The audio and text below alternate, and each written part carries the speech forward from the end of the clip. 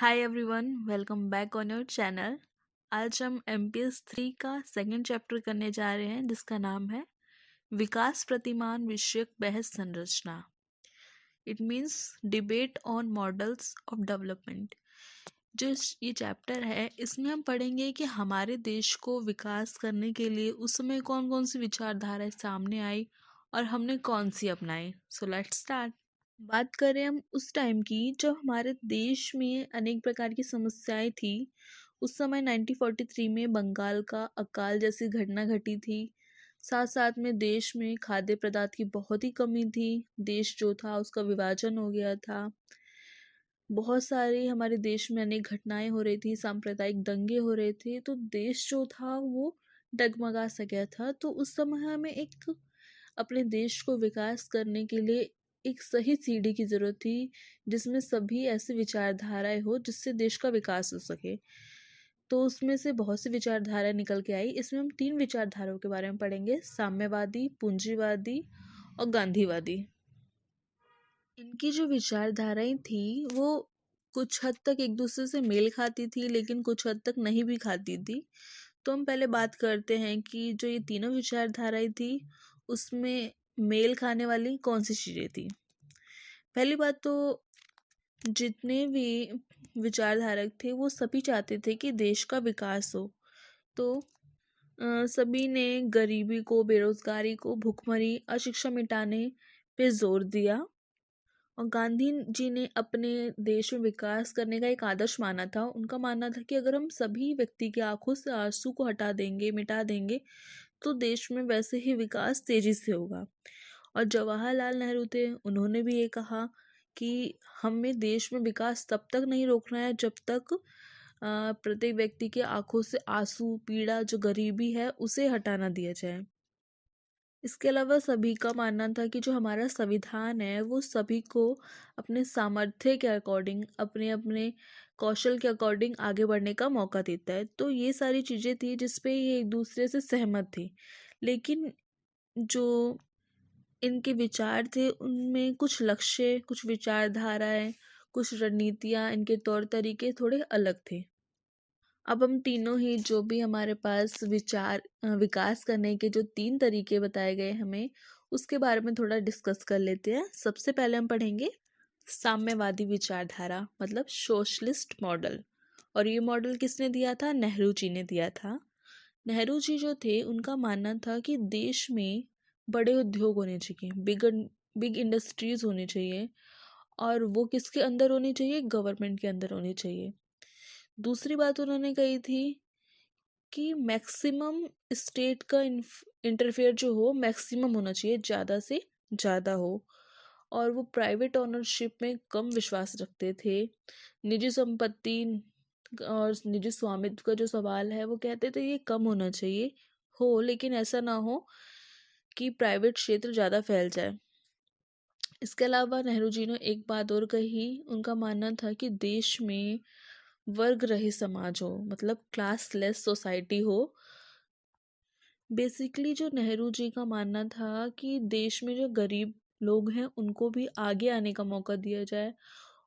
इसलिए उनका मेन जो मुद्दा था वो सार्वजनिक क्षेत्र को आगे करना था। इसके अलावा साम्यवादी विचारधारक थे, वो कहते थे कि संपत्ति के अधिकार पर प्रतिबंध लगा होना चाहिए, भूमि सुधारों पर जोर देना चाहिए।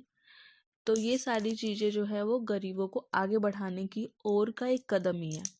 दूसरी विचारधारा थी हमारी पूंजीवादी विचारधारा, जो कि साम्यवादी विचारधारा से बिल्कुल ही अलग थी। क्योंकि पूंजीवादी विचारधारा जो थी वो निजी क्षेत्र के विकास करने पे पूर्ण स्वतंत्रता देना चाहती थी। उनका मानना था कि प्राइवेट जो सेक्टर्स हैं उन्हें पूरी स्वतंत्रता होनी चाहिए ताकि वो खुल के काम कर सकें। और इनका मानना था कि मिनिमम स्टेट इंटरफेयर होना चाहिए, कम से कम जो है राज्य हस्तक्षेप करे। इसके अलावा बस ये सोशलिस्ट और जो कैपिटलिस्ट जो हम पढ़ रहे हैं, पूंजीवादी और साम्यवादी, एक ही जगह मैच खाते हुए दिखे हमें, क्योंकि दोनों ही बिग इंडस्ट्री की बात करते हैं। ठीक है। और पूंजीवादी ने एक बात और कही, वो क्लास बेस्ड सोसाइटी की बात करते हैं। साथ ही साथ पूंजीवादी विचारधारक जो हैं वो पश्चिमी देशों का अनुकरण भी करते हैं। जो वेस्टर्न कल्चर है, उनके जो वैल्यूज़ हैं उसको भी अपनाने की ओर जोर देते हैं। अब लास्ट विचारधारा हम पढ़ेंगे गांधीवादी विचारधारा। गांधी जी जो थे, हमें पता है वो स्मॉल इंडस्ट्री, कुटीर उद्योगों को बढ़ावा देने की बात हमेशा से उन्होंने कही है। और उन्होंने कहा कि मिनिमम स्टेट इंटरफेयर होना चाहिए, कि इतना भी ज़्यादा इंटरफेयर ना कर दे स्टेट कि व्यक्ति की जो स्वतंत्रता है वो ही उससे छीन जाए। साथ ही उन्होंने इक्वल सोसाइटी, क्लासलेस सोसाइटी की बात करी कि इक्वल सोसाइटी होगी तो प्रत्येक जो व्यक्ति है वो आगे बढ़ सकेगा।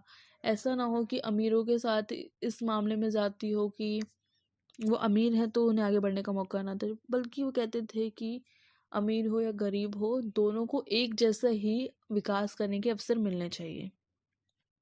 बेसिकली गांधी जी जो थे वो सामाजिक न्याय और अवसरों की समानता में विश्वास रखते थे, और वो सभी उद्यमों को एक समान दर्जा देने की बात करते थे। इसके अलावा उन्होंने एक सिद्धांत भी दिया था, ट्रस्टशिप सिद्धांत, जिसमें वो कहते थे कि प्रत्येक व्यक्ति को भूमि जो होती है वो अपनी ज़रूरत के अकॉर्डिंग रखनी चाहिए, और जो एक्स्ट्रा भूमि होती है उसे ट्रस्टी की तरह एक तरीके से भूमिहीन किसानों को बांट देनी चाहिए। हमने देखा कि तीनों ही विचारधाराएं जो हैं कहीं ना कहीं एक दूसरे से अलग थी, इनमें मतभेद भी थे, लेकिन फिर भी इन विचारकों ने आपस में मिलके जो हमारे देश के विकास के लिए मूल्य सही थे उनको अपनाया। कहने का मतलब है कि हमने जो विकास का मॉडल अपनाया था वो था मिश्रित। अब आगे हम पढ़ेंगे भूनीति विषयक बहस। अब भूमि को लेकर जो भी आपस में विवाद हुए थे, जो भी मुद्दे उठ के सामने आए थे, अब हम वो पढ़ेंगे। स्वतंत्रता के पश्चात क्या था कि किसानों को मद्देनजर रखते हुए हमें कुछ काम करने थे। पहला काम क्या करना था? असमानताओं को दूर करना था। हम देखते थे कि बहुत से किसान जो ऐसे थे वो भूमिहीन थे, जिनके पास भूमि का एक छोटा टुकड़ा भी नहीं था, और बहुत से ऐसे किसान थे जो भूमि के बहुत सारी भूमि के मालिक थे। तो हमें पहला काम हमारा था कि असमानताओं को दूर करना। सेकंड काम था इसमें कि भूमिहीन जो किसान थे उनको रोजगार प्रदान करना। थर्ड, भूमि का जो केंद्रीकरण है उसे खत्म करना। भूमि का केंद्रीकरण का कहने का मतलब होता है कि एक ही व्यक्ति के पास बहुत ज़्यादा भूमि का होना, उसे भूमि केंद्रीकरण कहते हैं। तो हमें वो व्यवस्था को समाप्त करना होगा। फोर्थ पॉइंट इसका है कि हमें वर्ग रहित और जाति रहित समाज की स्थापना करनी होगी, ताकि प्रत्येक व्यक्ति अपने आप को इस देश का सदस्य समझे और विकास में हिस्सा लेके आगे बढ़ सके। अब इस जो हमें कार्य करने थे भूमि को लेकर, उसमें भी बहुत सारी विचारधाराएं सामने आई। सभी ने अपने अपने विचार रखे। साम्यवादी जो दल थे उन्होंने क्या कहा? उन्होंने कहा कि किसानों को आगे बढ़ने के लिए भूमि के लिए कृषि क्रांति करनी पड़ेगी, और जिसमें हमें किसानों में गतिशीलता की आवश्यकता होगी। साथ ही साथ साम्राज्यवादी जो जमींदारी की प्रथा चली आ रही थी उस पर आक्रमण करने की भी बात कही। ये तो विचारधारा थी साम्यवादी दल की। दूसरी विचारधारा हम पढ़ते हैं महात्मा गांधी के अनुयायी की। विनोबा भावे के नेतृत्व में एक सर्वोदय आंदोलन चलाया गया था भूमि के लिए, जिसमें क्या हुआ था कि भूदान और ग्रामदान आंदोलन का बाद में उसने रूप ले लिया।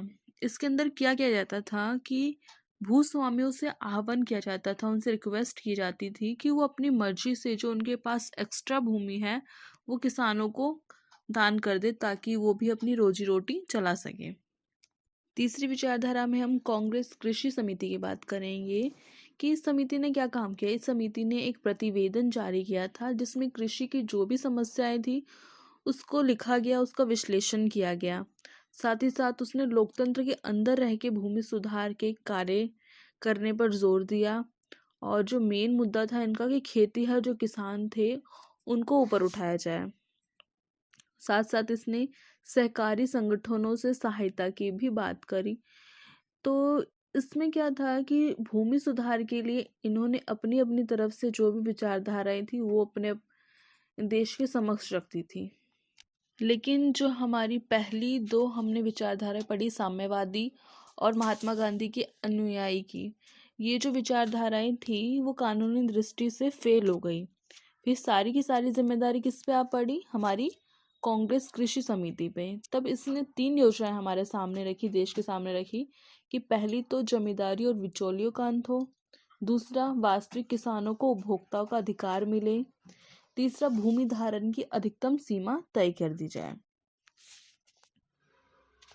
अभी के लिए हमने इस चैप्टर में 2 मेन चीज़ें पढ़ी कि भारत विकास करते समय उसके सामने कौन कौन सी विचारधाराएं सामने आई, साथ ही साथ जब भूमि सुधार की बात करी तो कौन से विचारकों ने क्या बात कही। अगर आप चाहते हैं ऐसी और वीडियो देखना तो प्लीज़ कमेंट करें। Thank you for watching video.